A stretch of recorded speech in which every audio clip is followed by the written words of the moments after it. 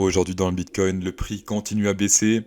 Et qu'est-ce que ça signifie? Les enthousiastes, hein? En hold les gens. Pour ceux qui paniquent et tout là, qui veulent sortir du Bitcoin, est-ce que là c'est un bon moment pour sortir du Bitcoin? Non, pourquoi?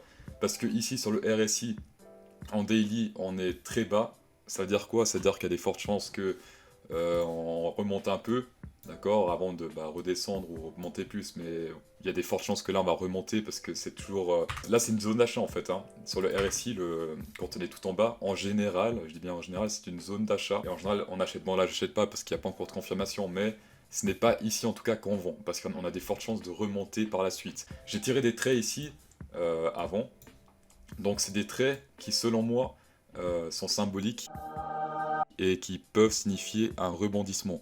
Les deux oranges sont des rebondissements potentiels, et le bleu, c'est selon moi là où il aura le plus de chances de rebondir. Qu'est-ce que je dis hier aussi?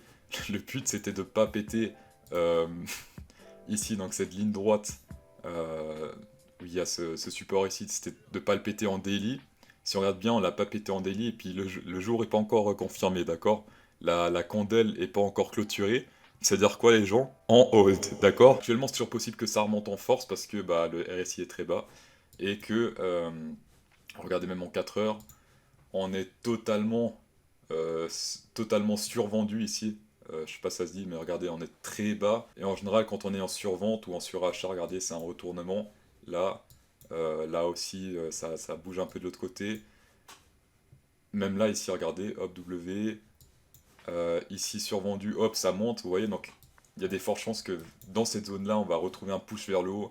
Pour ceux qui veulent sortir du marché, vous pouvez profiter pour sortir, mais sortez pas ici parce que vous allez perdre l'occasion de sortir un peu plus haut, quoi. C'est pour ceux qui veulent sortir.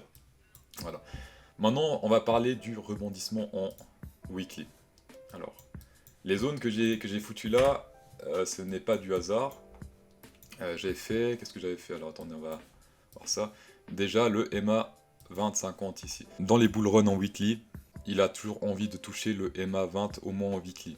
Donc là, c'est le rouge. Il a envie de toucher ce EMA 20, c'est toujours comme ça. Il a fait pareil en 2017. Ah merde, on voit. Voilà, en 2017, il a toujours voulu toucher cette EMA rouge plusieurs fois. Donc là, il a fait une, deux, et après la moon. Pour l'instant, durant ce bull run, il a encore touché 0. D'accord, il n'a pas encore touché. Zone de support, hein, le MA rouge, donc MA 20, zone de support en weekly. Autre chose, les candelles, donc les bougies en weekly, font office de résistance et de support aussi. Et bizarrement, regardez ici, donc ces bougies-là, elles rebondissent pile poil là où il y a le MA 20. Donc il y a des chances qu'on touche cette zone des 45 000 environ et qu'on rebondisse. Alors je dis pas qu'on va rebondir pour un nouveau ATH, mais en tout cas qu'on rebondisse pour éventuellement sortir du marché pour ceux qui ont envie de sortir, ou bien rentrer dans le marché pour ceux qui ont envie de faire du trade à la hausse. Autre chose ici que j'ai trouvé d'intéressant en daily, regardez, on peut faire une ligne droite ici avec le RSI. Donc là ça rebondit, ça rebondit, ça rebondit, ça rebondit, et on touche quasiment cette ligne droite ici aussi. Donc ça fait vraiment, elle a rebondi 1, 2, 3, 4. Et là, théoriquement 5. Ça peut être très intéressant. On arrive dans une zone intéressante, d'accord? Donc c'est ici que ça pourrait rebondir. Et aussi, qu'est-ce que j'ai trouvé? Là, j'ai tiré le Fibo Extended depuis ici vers les 8007. Donc, ici, qu'est-ce qu'on a? On a le 0,5, bizarrement, qui arrive juste là où il y a la ligne bleue. Donc, une autre confirmation. Regardez, le 0,5, il est pile poil là où les weeklies se terminent. Et là où il y a le MA20. Donc, encore une confirmation en plus. Et si on veut faire encore plus de spéculation, on va dire, on peut faire le bear flag. On peut calculer le bear flag. Donc, on peut faire ça. Hop. On prend le bottom là et on prend le top. Hop. Et ça arrive plus ou moins aussi à cette ligne bleue, d'accord? Il y a plein d'indicateurs qui disent que ça ira vers cette ligne bleue. Donc ça peut être plutôt intéressant, c'est une zone très intéressante ici. Alors on fait très attention quand ça va atteindre cette zone ici, donc la 44 960. Est-ce qu'il va l'atteindre dans la journée, dans la semaine? Il est très bas quand même, hein. Il est vraiment très bas. En 4 heures, il est vraiment très bas aussi. Donc théoriquement, ce qu'il peut faire, c'est peut-être une sorte de... comme ça, d'accord, ça c'est possible. En plus, ça pourrait faire encore des divergences x3. Et faire des divergences x3, ça c'est ultra fort, donc c'est ultra boule. Et la dernière fois qu'il avait fait ça, c'était, on se souvient tous ou pas, c'était ici. Divergence x3, la divergence, et ça pète vers le haut, d'accord?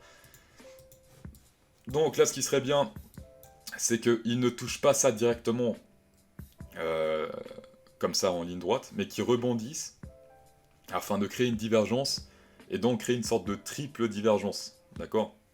Et là, s'il fait ça, ce serait extrêmement boule par la suite. ATH, je ne sais pas, mais en tout cas, il y a des pourcentages à se prendre par la suite, d'accord? Voilà, on arrive à la fin de la vidéo. Ça m'intéresserait beaucoup de savoir comment vous êtes tombé sur cette chaîne. Est-ce que c'était en suggestion, en recommandation? Est-ce que c'est un pote qui vous a dit, eh regarde, il y a un PD là qui fait des vidéos et qui se croit drôle? Donc, vous pouvez me dire dans les commentaires, ça m'intéresse vraiment beaucoup. Et sinon, bah, c'est tout pour cette vidéo et bonne soirée.